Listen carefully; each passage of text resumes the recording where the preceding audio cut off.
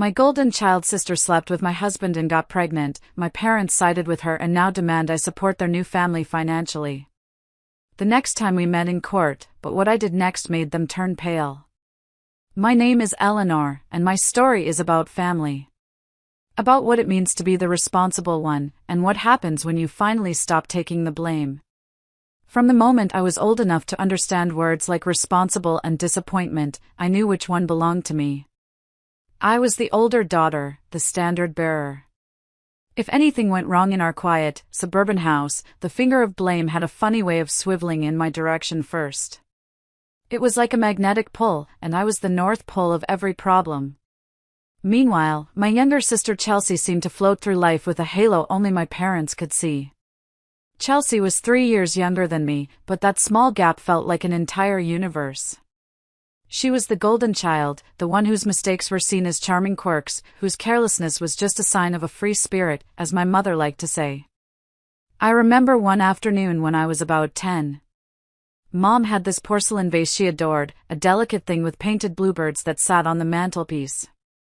I was in the living room reading a book, and Chelsea was chasing our cat around, giggling. I told her to be careful, but she just laughed.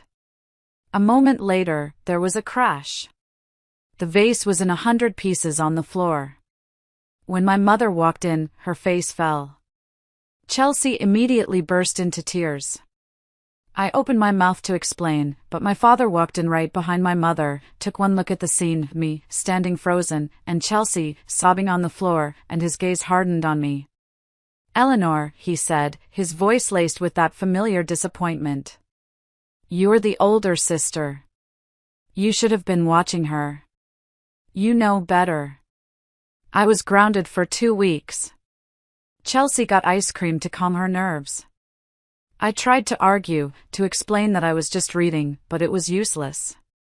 Their minds were made up.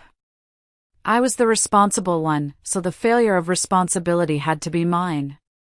It was a perfect, simple equation that defined my childhood.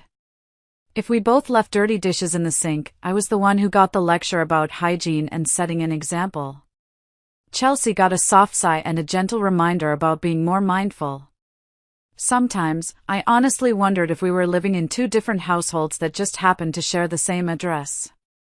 But the night that still burns in my memory, the one that really cemented our roles for good, happened when I was 16. Chelsea was 13. We'd both snuck out to a party at a senior's house, the kind of party you feel so grown up just for being invited to. We huddled in my bathroom mirror beforehand, giggling as we lined our eyes with clumsy, thick eyeliner. We came home at 1 in the morning, convinced we were masters of stealth. But as we tiptoed up the walkway, the porch light flicked on, and there was Dad, silhouetted in the doorway, his arms crossed. My heart dropped into my stomach. He sent Chelsea inside with a tired shake of his head and a muttered, "We'll talk about making better choices tomorrow." But me? He looked at me as if I'd personally betrayed him. I was grounded for a month. No phone, no friends, nothing. That night, I lay in my bed, staring at the ceiling, trying to swallow the bitterness that was rising in my throat like acid. It was the first time I truly understood. In my family, my mistakes were written in permanent ink, while Chelsea's were erasable smudges. So, I leaned into the label they gave me. If I was destined to be the responsible one, then I would be the best damn responsible one they had ever seen. I poured myself into books, into exams, into building a version of myself that was so competent, so successful, that no one could ignore or dismiss me. I graduated high school with honors, won a partial scholarship to a decent college, and still picked up shifts at a campus bookstore to cover what the scholarship didn't. My parents were proud, I suppose, but in a distant, expected kind of way. It was just Eleanor doing what Eleanor was supposed to do. During those lonely, stressful college years, I found an unlikely ally, Aunt Beatrice. She was my father's aunt, a sharp-witted woman in her late 70s who lived about 20 minutes from my campus. She had a small, tidy house that always smelled of old books and lemon polish. I started visiting her on Sundays, mostly out of a sense of duty at first, but it quickly became the one part of my week I looked forward to. Unlike my parents, Aunt Beatrice never made me feel like I was in a competition I was unknowingly losing. She saw me. I'd carry her groceries in from the car, and she'd pat my hand, her skin as soft as worn paper, and murmur, "You're the only one who bothers to visit, you know. Don't think I don't notice." One afternoon, I was sitting in her floral armchair, stressed out of my mind about an upcoming organic chemistry exam. I was complaining that I'd probably only get a B, and how my parents would compare it to Chelsea, who could fail a class and still get a pat on the back for trying. I expected a typical "just do your best" lecture. But Aunt Beatrice just watched me for a long moment, her eyes, still so bright beneath her silver hair, full of a softness I rarely saw. "Let me tell you something, Eleanor," she said, her voice clear and steady. "Your parents, they love you. But they see Chelsea as a project. Someone who needs fixing. They see you as the finished product. They take you for granted because you've never given them a reason not to." I just stared at her, my throat tight. "I like spending time with you, Auntie," I whispered, finally saying it out loud. "You don't compare me to Chelsea." She smiled, a warm, genuine smile that reached her eyes. "That's because you don't need to be compared," she said firmly. "You're enough, just as you are." Her words, they were like a bandage on a wound no one else had ever bothered to see. In that small, quiet living room, for the first time in a long time, I felt whole. I wasn't just the responsible daughter or the overachieving student. I was just Eleanor.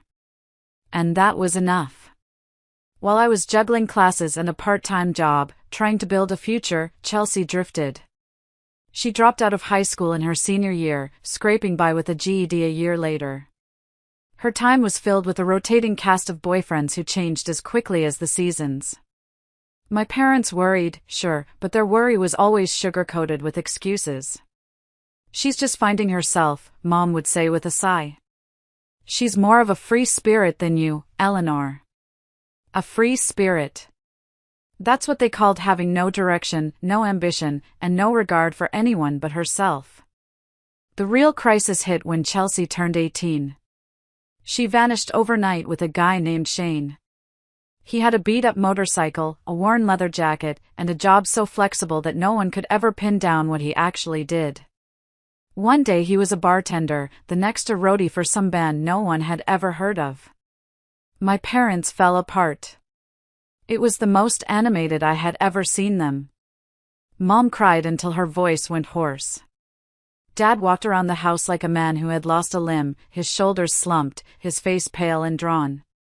They called hospitals, filed a missing persons report, and even hired a private investigator. I came home from college on weekends to a house thick with grief and fear. And all I could think was, she finally did it. She finally made herself the absolute center of their universe.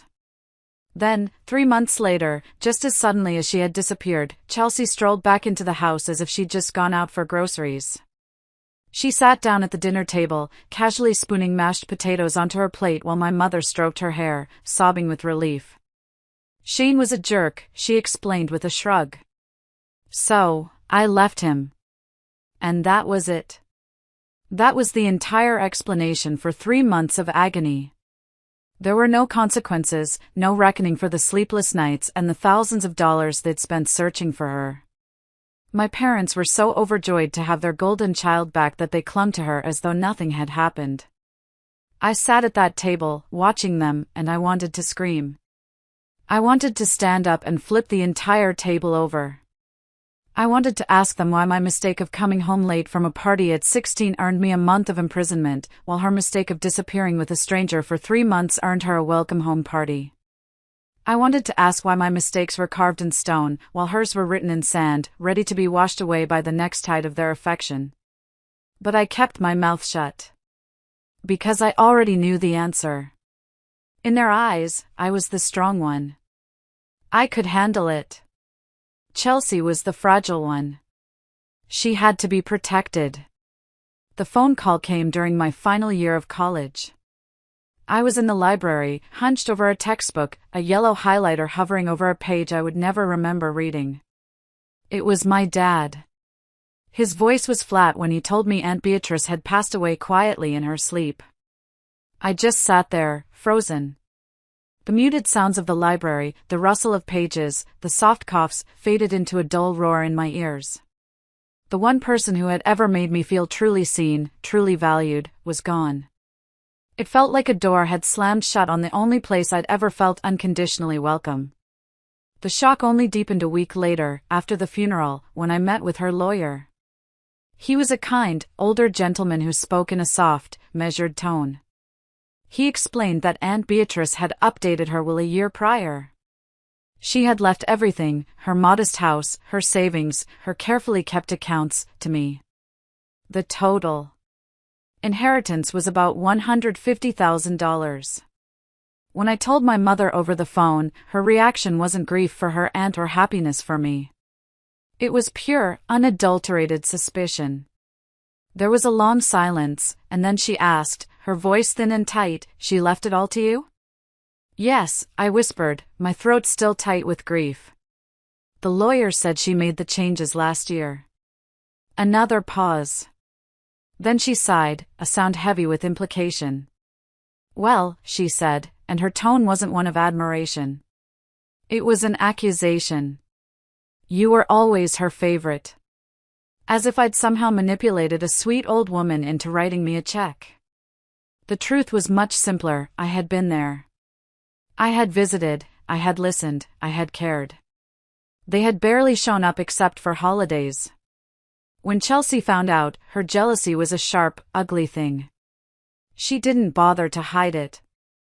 I was visiting home a few weeks later, and she cornered me in the kitchen. "That's so unfair," she snapped, her arms crossed tightly over her chest. "You get a college degree and now a pile of money. What about me?" Years of bitterness clawed their way out of me before I could stop them.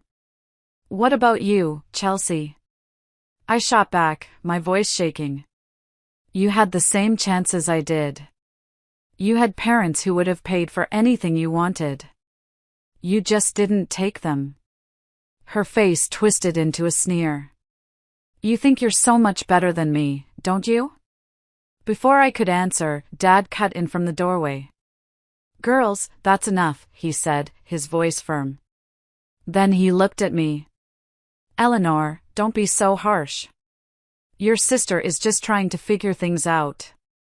It was always the same. Chelsea was figuring things out. I was just supposed to have it all together. I drove back to campus that night, my hands gripping the steering wheel. But this time, something was different. I wasn't just swallowing bitterness. I was feeling a spark of resolve. Aunt Beatrice had left me more than money, she had left me a choice. I found a note she'd once tucked into a book she gave me. Her elegant handwriting looped across the page. "Don't let anyone else decide your future, Eleanor. Trust yourself." That's when I made my decision. I wasn't going to let this gift be a down payment on a house my parents approved of. I was going to bet on myself. For months, I'd been sketching out a business plan for a small consulting service to help local businesses streamline their operations. The inheritance was my chance to make it real.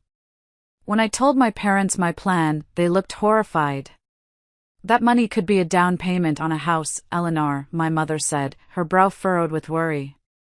"Or you could save it for your future," Dad added, his tone implying my plan was the most reckless thing he'd ever heard. "Starting a business is too risky." I looked at them, my back straight, my voice steady. "I've done the research.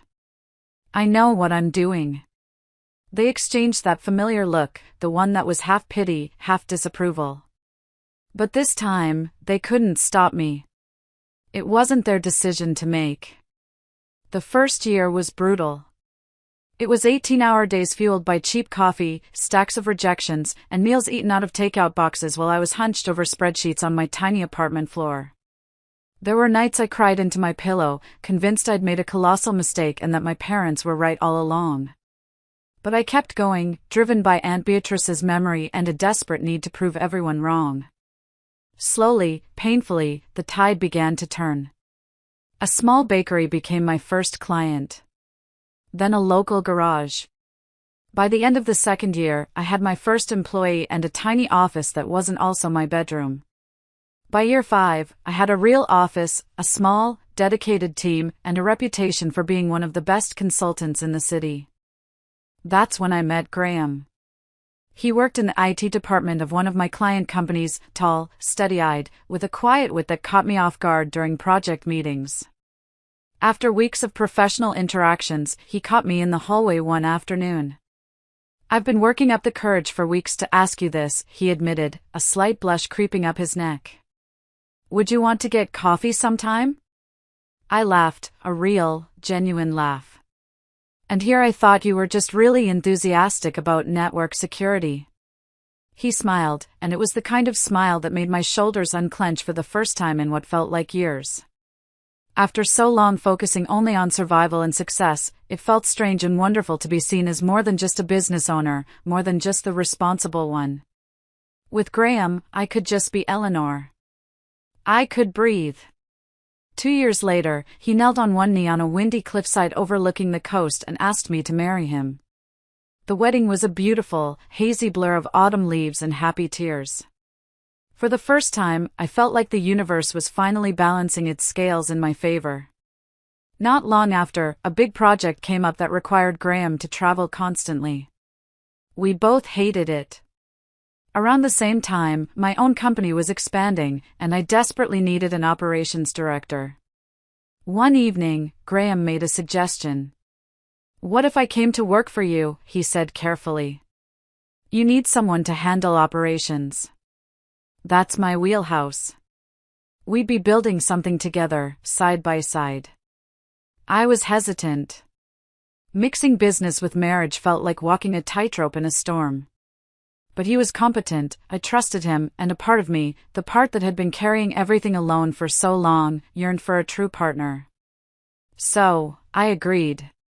And for a while, it was perfect.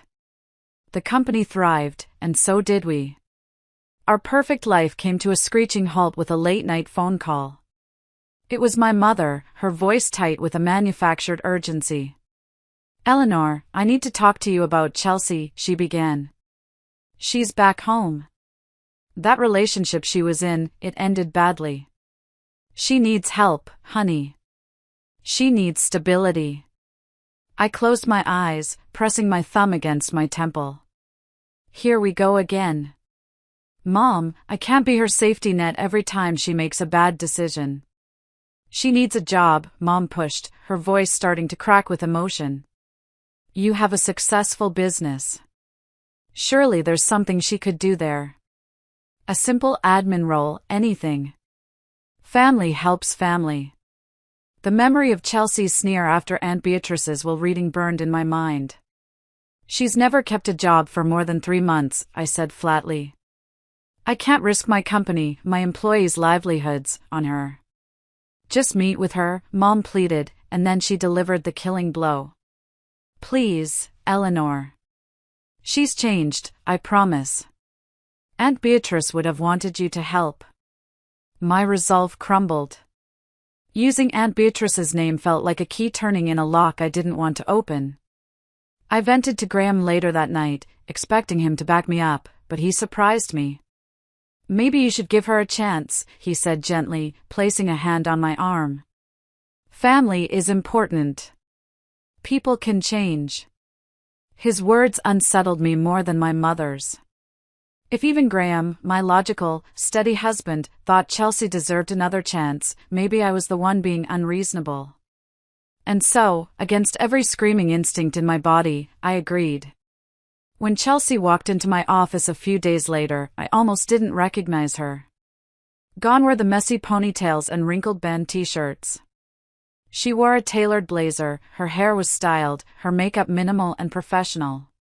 She sat across from me, her back straight, and slid a folder across my desk. Inside was a certificate from a year-long business administration program.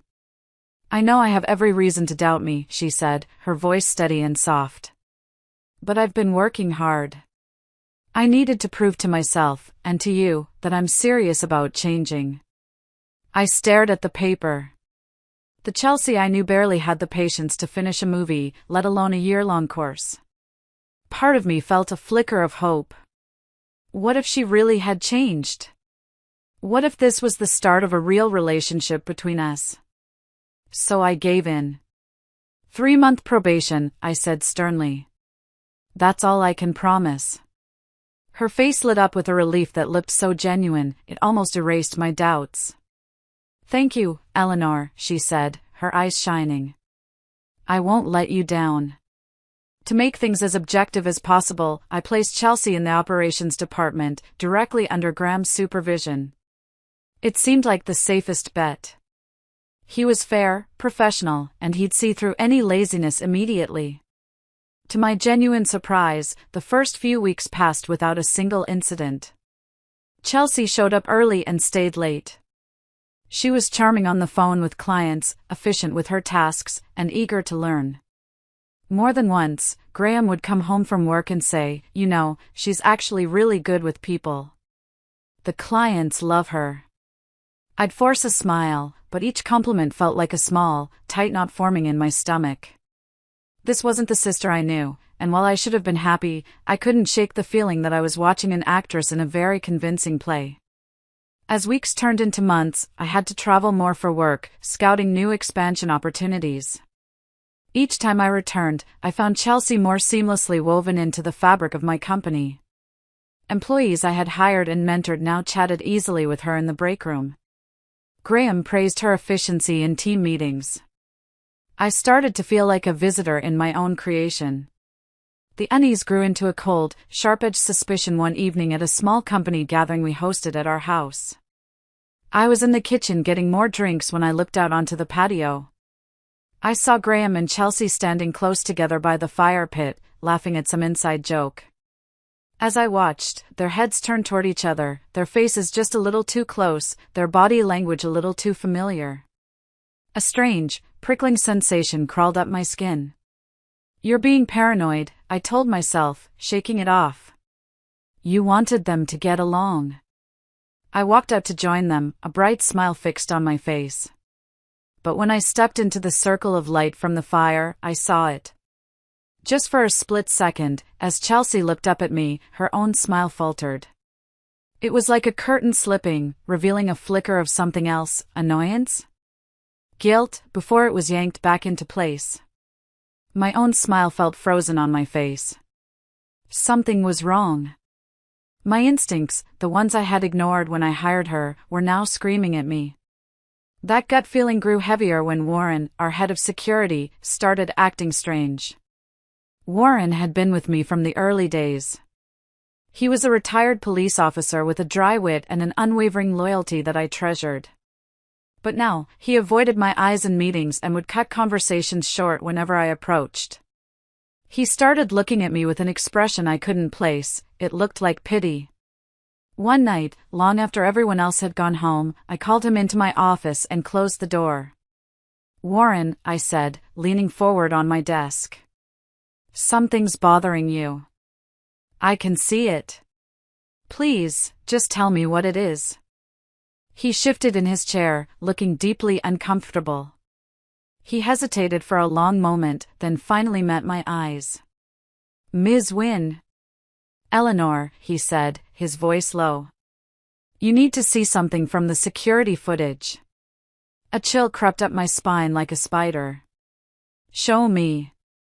He pulled out his tablet, his fingers seeming to tremble slightly as he tapped the screen. He handed it to me without a word. The screen lit up with a familiar view, the main hallway outside the conference rooms, time-stamped from 2 weeks prior. And then I saw them.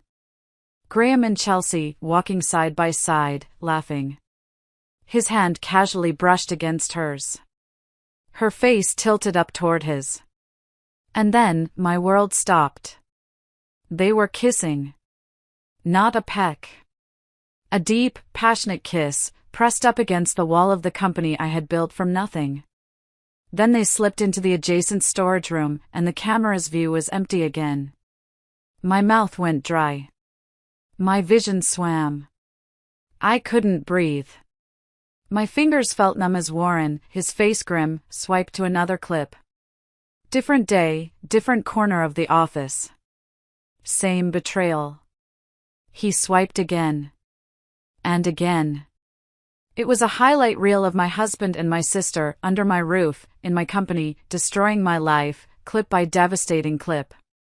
How long? The question came out as a strangled whisper I barely recognized as my own. Warren's voice was heavy with sorrow. I checked the archives. At least 3 months, he said quietly. I'm so sorry, Eleanor. The tablet felt like it was burning my hands. All those late nights Graham claimed to be working, all those glowing reports about Chelsea's performance, it was all a lie. My husband and my sister. The world tilted beneath me, and I felt myself free-falling into a black, empty space.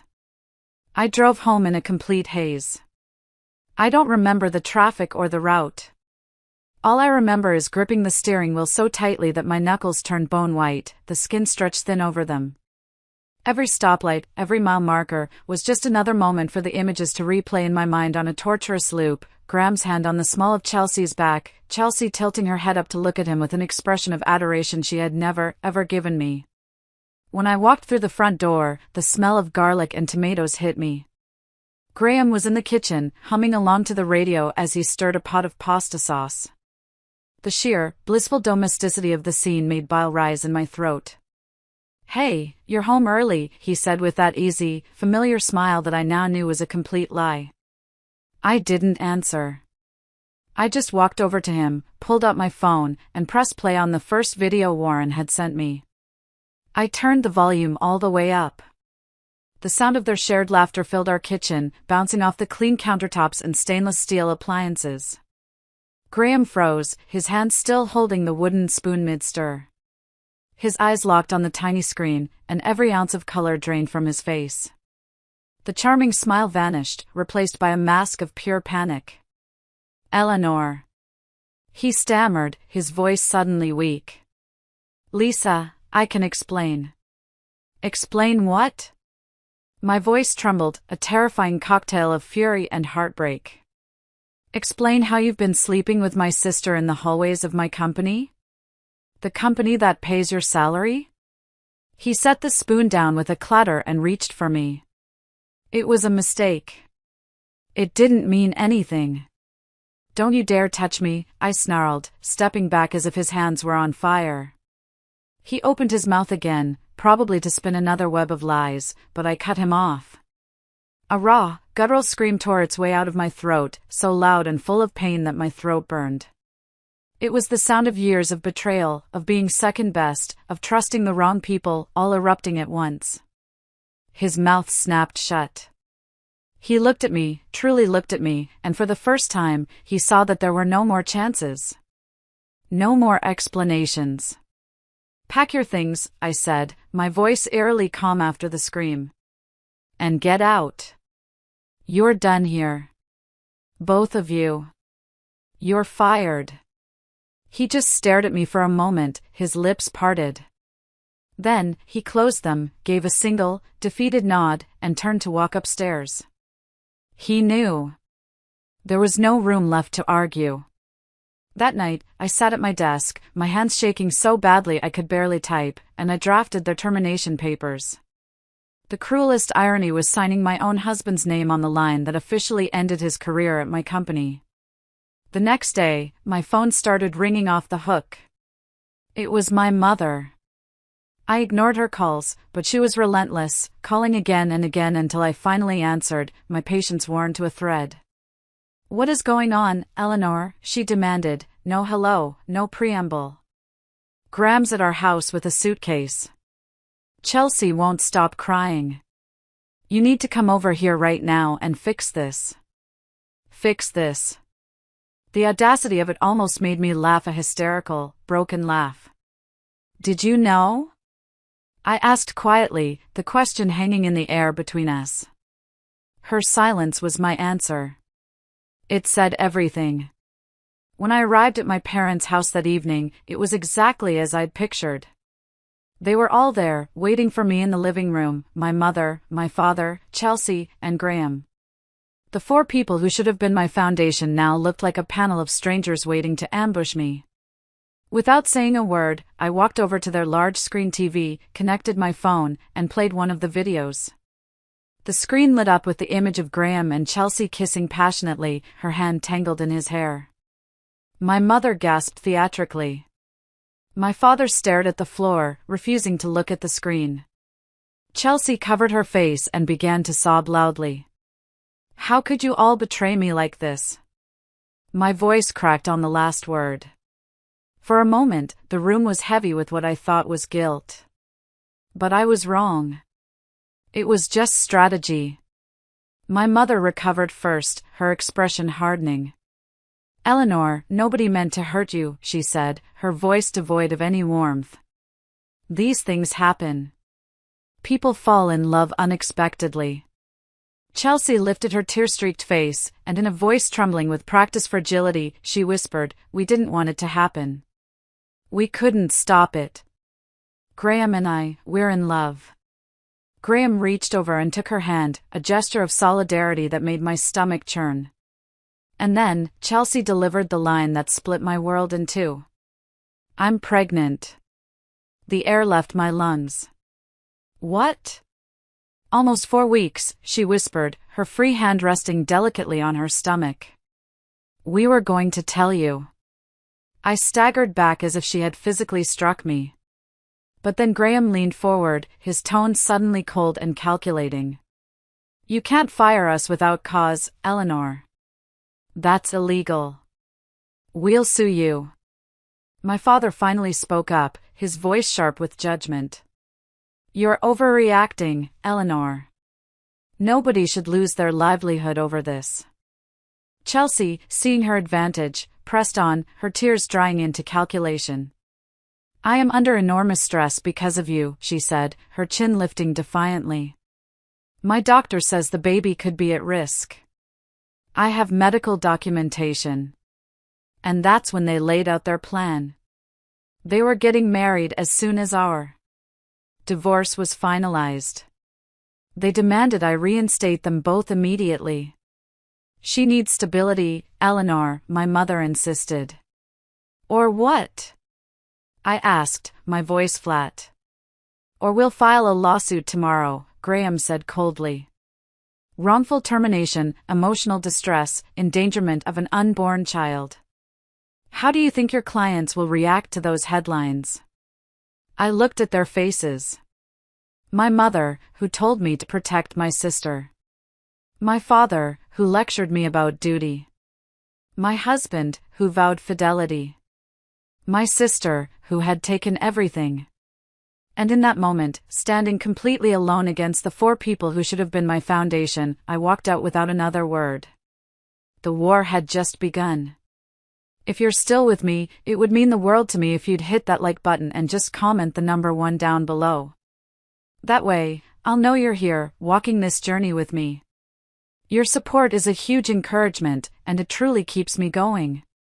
Just type the number 1, and let's get back to what happened next.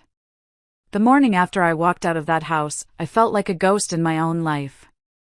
The betrayal was so complete, so all-encompassing, that I didn't know which way to turn. But then I remembered a name I'd heard whispered in business circles for years, Leland Hayes. He was a divorce lawyer with a reputation for being as sharp as a scalpel and as unflinching as stone. He was exactly what I needed. I sat in his mahogany-paneled office, explaining the situation in a numb, detached voice. I told him about the affair, the pregnancy, the threats of a lawsuit. He listened quietly, his face unreadable, until I was finished. Then he leaned forward and asked one question that stopped me cold. "Ms. Wynne," he said, his eyes sharp and intelligent. "Are you sure the betrayal is only happening in your personal life? People who cross boundaries like this in one area of their life often cross them elsewhere. Have you checked your company's finances?" My heart lurched. I hadn't. I had trusted Graham completely with the operational and financial side of the business. The thought that he could betray me there, too, had never even crossed my mind. Within days, Leland assembled a team of forensic auditors. They descended on my company's accounts, combing through years of records that I had trusted Graham to oversee. I tried to work, to keep up appearances with my employees, but I spent most of my days in a conference room with the auditors, watching as they peeled back the layers of my life. The results made my stomach drop to the floor. It was worse than I could have ever imagined. It wasn't just infidelity, it was a conspiracy. Forged invoices for services that were never rendered. Phantom consulting fees paid to shell companies. Vendor payments that led straight to bank accounts in Chelsea's name. Graham had been siphoning money for months, small amounts at first, then growing bolder over time. Chelsea had been just as complicit. She had padded her expense reports with luxury clothes, spa treatments, even a business trip to Miami that coincided with a music festival. And the final, sickening twist, there were monthly consulting payments going to my parents. They had been getting paid from the company I built with my own sweat and tears, all while knowing their other daughter was sleeping with my husband. They were all in on it. I sat in Leland's office with the evidence spread out before me, my hands trembling. This wasn't just a messy family drama anymore. This is fraud, Leland said, his voice grim. Embezzlement. We're not just fighting a wrongful termination suit anymore, Eleanor. We're going to war with evidence of serious crimes. True to their word, they struck first. The lawsuits were filed within a week: wrongful termination, emotional distress, discrimination against a pregnant woman. Graham even had the audacity to demand alimony, claiming he was instrumental to my company's growth. My parents filed affidavits supporting them, swearing under oath that I was an unstable, jealous sister who had targeted poor, fragile Chelsea out of spite. The first day in court felt like walking into my own execution. Chelsea arrived looking pale and frail, one hand placed permanently on her belly, the perfect image of fragile motherhood. Graham walked beside her, his jaw tight, playing the part of the protective partner. My parents flanked them like bodyguards. Together, they looked like a family. And I, the one who had been betrayed by every single one of them, looked like the villainous outsider. During cross-examination, Chelsea's attorney, a smug man with a condescending sneer, leaned in close. "Ms. Wynne," he said, his voice dripping with false sympathy. "Isn't it true that you have always resented your sister's free spirit? Isn't it true that you fired her out of pure jealousy when you discovered she had found happiness with your husband?" "No," I said, my voice echoing in the quiet courtroom. "I fired her for inappropriate conduct in the workplace and for financial misconduct, which we have documented extensively." On cue, Chelsea burst into tears, a dramatic, heaving sob. "She's trying to make me lose my baby," she cried out, her voice breaking. "The stress she's causing me, it could endanger the pregnancy." The judge called for order, but the theatrics worked. I could see the jury shifting uneasily in their seats, their eyes full of sympathy for the crying, pregnant woman. My stomach churned with a mixture of rage and fear. They were brilliant performers, and their stage was this courtroom. For a terrifying moment, I thought they might actually win. But they had underestimated Leland Hayes. He remained calm, unruffled by their performance. One by one, he began to lay down the evidence, not with anger, but with the cold, precise skill of a surgeon exposing a deep-seated infection. He started with the bank statements, projecting them onto a large screen for the entire court to see. He showed the illegal fund transfers, the payments to shell companies, the direct deposits into Chelsea's and my parents' accounts. Next came the emails between Graham and Chelsea, discussing how to disguise personal expenses as business costs. Then came the authenticated security footage, leaving no doubt about the inappropriate conduct. He presented Chelsea's padded expense reports, highlighting the luxury purchases, a $2,000 handbag, a spa weekend, first-class plane tickets. The jury, who had looked at her with such sympathy before, now eyed her with suspicion. But the dagger, the final, devastating blow, came from Leland's private investigators. First, he proved that the business administration certificate Chelsea had so proudly shown me was a complete forgery, purchased from an online diploma mill. Chelsea's face went white. Then, Leland presented his final finding. The investigators had traced Chelsea's past, uncovering a pattern. 3 different men in another state had filed police reports against her for credit card fraud and theft over the years, only to mysteriously withdraw their complaints a short time later.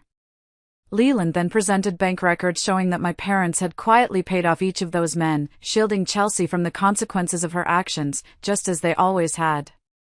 "This isn't an isolated mistake," Leland told the judge, his voice resonating through the silent courtroom.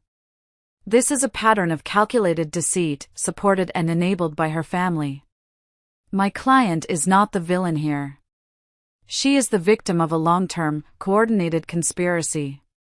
For the first time, I saw cracks in Graham's armor. He refused to look at me, his jaw clenching and unclenching. Chelsea had stopped crying and was now whispering furiously to her lawyer. And my parents looked smaller than I had ever seen them, shrunken and exposed under the harsh lights of the courtroom. The web of lies they had spun for years was finally, completely, unraveling. The final day in court felt surreal. Every sound seemed amplified, the shuffle of papers, the judge clearing his throat, Chelsea's staged sniffles from 2 rows behind me. When the judge finally began to speak, the entire room held its breath. "Based on the overwhelming evidence presented," he said, his voice leaving no room for doubt, "this court rules in favor of the defendant, Ms. Eleanor Wynne." The words struck like thunder. Graham's head dropped into his hands. Chelsea let out a gasp, clutching her stomach as if the verdict itself was a physical blow. My mother muttered, "No, no, this can't be," while my father sat rigid, his face a mask of glassy-eyed rage. The judgment was merciless and swift. All funds siphoned from my company were to be returned, with interest. Due to the severity of the embezzlement and fraud, Graham was sentenced to 3 years in prison. My divorce was finalized, with no alimony awarded. Chelsea received a suspended sentence and 5 years of probation, spared jail time only because she was pregnant. And my parents, while escaping criminal charges, had their bank accounts frozen to repay their share of the stolen money. Their finances were in ruins. As the gavel struck one final time, I felt no triumph. No joy. Just a vast, hollow emptiness. In the weeks that followed, I tried to piece my life back together. I sold the house Graham and I had once shared, its walls felt poisoned with memories. I moved into a smaller condo near my office, a clean slate. At work, I was transparent with my employees, and slowly, we rebuilt the trust that had been shattered. My parents tried to call. Letters arrived, filled with pleas for understanding and forgiveness. I blocked their numbers and returned the mail unopened. Through a mutual acquaintance, I heard that Chelsea had given birth to a boy. That she and Graham had gotten married in the prison visiting room, exchanging vows under fluorescent lights. I heard she and the baby were now living with my parents, the 4 of them struggling to make ends meet in the house I grew up in. Sometimes, late at night, guilt tried to creep in. I would picture a baby with Graham's eyes, innocent of it all. But then I would remember the coldness in their voices when they threatened me, the calculation in Chelsea's tears, and the way my parents chose them over me, every single time. They hadn't just betrayed me, they had destroyed themselves with their own greed and lies. So, I chose not to feel guilty. Instead, I poured myself into rebuilding my company and myself. I joined a trauma support group, where strangers with their own shattered lives taught me the meaning of solidarity. My company expanded, doubling its client base within 2 years. One night, I pulled out an old photograph of Aunt Beatrice and me. We were at a county fair, her arm looped through mine, both of us laughing at something just out of frame. Her voice echoed in my memory, as clear as day. "Trust your instincts, Eleanor. They'll rarely steer you wrong." I should have listened sooner. But I'm listening now. The future feels uncertain, yes, but for the first time, it feels completely and utterly mine. I'm not living in my sister's shadow, or under my parents' judgment, or in the wreckage of a husband's betrayal. I'm standing alone, and I've never felt stronger.